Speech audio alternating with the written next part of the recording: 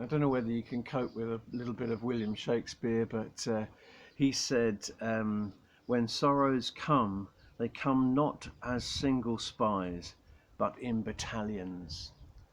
And I think some of us sort of know that, don't we? That sometimes sorrows seem to just sort of come in wave after wave after wave, when one thing sort of comes in after another. And I'm just thinking today, what should our response be as Christians when these experiences are ours? I mean, God, being a Christian doesn't stop us from experiencing some of those sorrows that can come in waves. We've got no guarantee that we have any different life in that sense than anybody else. But as Christians, our response needs to be different. In 1 Timothy chapter 2, tells us the first thing that we should do when we're in trouble. Therefore, I want the men in every place to pray, lifting up holy hands without anger or argument.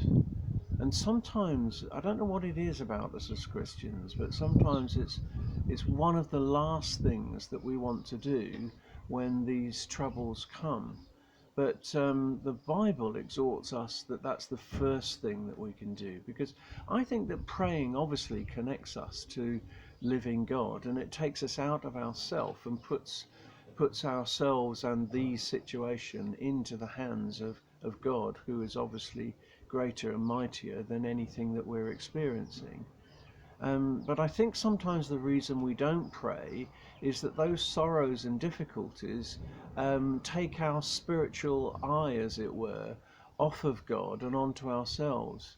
We're the ones that are feeling that sorrow. We're the ones that are experiencing those difficulties.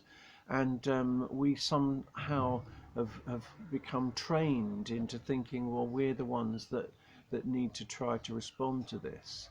But of course, only God can and only God does in us produce those right responses from His character and His nature and characteristics that are within us.